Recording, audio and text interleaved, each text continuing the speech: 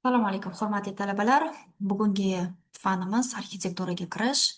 Beshinchi mavzuyimiz. Beshinchi mavzuyimiz nomlanishi binolarning ora yopmalari va yopmalari. Bugungi mavzu rejamiz bo'yicha endi tanishib chiqadigan bo'lsak, bu ora yopmalar va ularga qo'yiladigan talablar, ora yopmalarimizni tasnifi. Endi albatta bizi bino qurilishida yopma va tom konstruksiyalari juda ham katta rol o'ynaydi, muhim rollarimizda. Chunki ular binoga mustahkamlik, ishonchlilik, qulaylikni ta'minlaydi. Albatta, bu elementlarimizda binodagi funksiyalarida, ularning energiya tejashida, umumiy me'moriy ko'rinishda ham ta'sir qiladi. Endi biza ora yopma deganimizda albatta o'sha xonamizni vertikali bo'yicha o'sha chegaralaydigan yoki foydali yukni ko'taradigan konstruksiya deb aytamiz. Ular bizda chordoq bo'yicha bo'lishi mumkin, qavatlari yerto'la ustida bo'lishi mumkin. Endi yopmalarimiz, ularni qanaqa vazifalari bor? Vazifalardan biri bu yuklarni yuqori qavatlardan pastga uzatish, qavatlar orasidagi izolyatsiyani ta'minlash.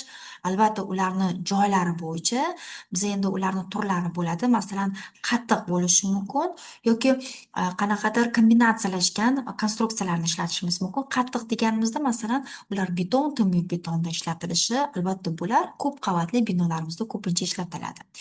Endi bular bo'lishi mumkin kombinatsiyalashgan deganimizda aralash materiallardan ishlatishimiz mumkin. Ular o'sha yakka tartibdagi uylarimizda, kichik qanaqadir binolarimizda bo'lishlari mumkin. Endi yopmalarimizni agar keladigan bo'lsak, asosiy qismlariga keladigan bo'lsak, albatta bular balkalar yoki o'sha a, tayanadigan elementlarimizdan bu ustun yoki devorlar bo'lishi mumkin. Endi albatta biza taxta chizayotganimizda bizda albatta o'sha seysmik hududlarni loyihalash degan normativ hujjatlarimiz bor. Normativimiz QMK 2001-19-yildagisi. Ularda har bir binolarimizni materialiga qarab, konstruksiyasiga qarab talablar belgilangan.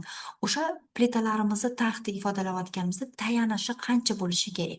Tosh tig'ishli konstruksiyalarimizni 120 millimetrga tayanishlari kerakligi.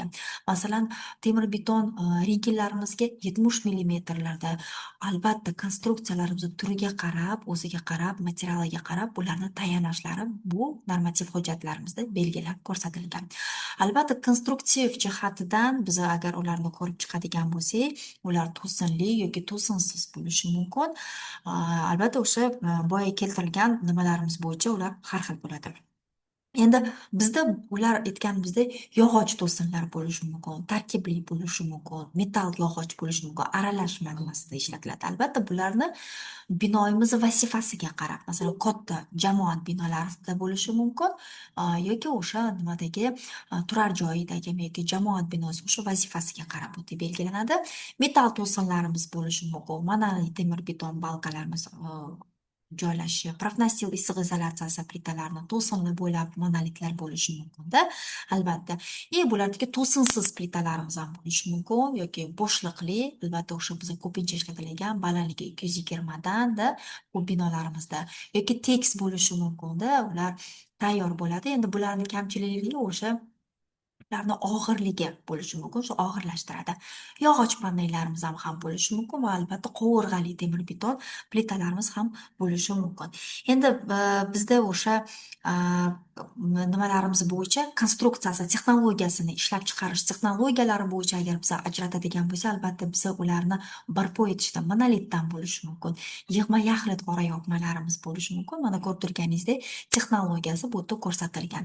Endi bu yerda pollarimiz ham bor. Endi biza ora yopma deganimiz albatta biza o'sha xonalarimizdagi ora yopmalarimizda ora yopmalarimiz masalan o'sha grunt asosida yoki birinchi qavat yoki o'sha o'rta qavatlarimizda albatta o'sha xonalarimizni vazifasiga qarab, chunki ustki qoplamasi har xil bo'lishi mumkin. Mana ko'rib turganingizdek, ko'p qatlamli konstruksiyamizda toza polda o'sha linoleum yoki qanaqadir sopol keramik plitkalarimiz bo'lishi mumkin yoki parket bo'lishi mumkin, yog'ochli bo'lishi mumkin.